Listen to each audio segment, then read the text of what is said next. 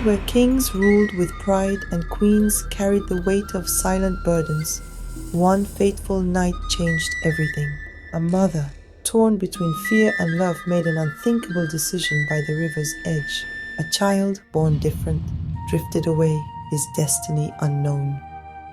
The water was calm, the air was cool, and the sounds of the river made her feel at peace.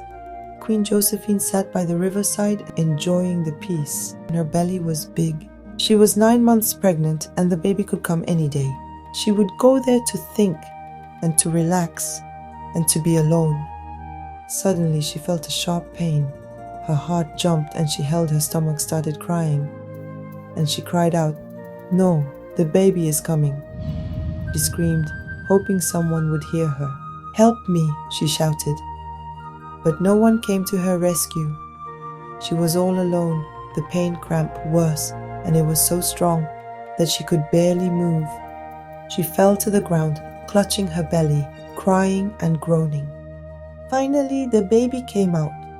There by the river, Queen Josephine gave birth to the baby all by herself. It was the hardest thing she had ever done. The pain was unbearable, but she did it. She gasped for air, weak and relieved. She looked down at her child, ready to feel the joy and love. But when she saw the baby, she froze. Her eyes grew wide and her mouth open in shock. The baby was white, not light-skinned, not pale, completely white like snow. Queen Josephine could not believe it. She stared at the baby, her mind racing. How is this possible? She whispered she was dark-skinned and the king was dark-skinned. How could she have a white baby? Fear grabbed her heart. The king would never believe me, she thought. The king will think I cheated on him. Tears rolled down her cheeks as she held the baby close. What will I do? What will I say to the king? King Dominic was a proud, arrogant, and angry man.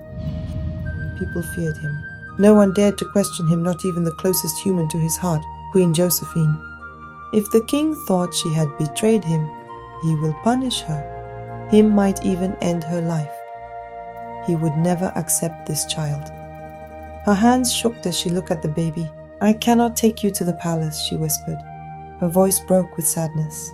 "The king will not let you live. I have no choice." With a heavy heart, Queen Josephine wrapped the baby in a soft cloth. She walked to the edge of the river, her legs weak and her chest tight. She placed the baby gently in the water. The river was calm, and it carried the baby slowly away. "I am sorry," she said, her voice shaking. "I am so sorry." Tears streamed down her face as she watched the baby drift away. But she could not stay there. She had to act quickly. She couldn't return with no pregnancy and no baby. She wiped her tears and sneaked to the orphanage in a far corner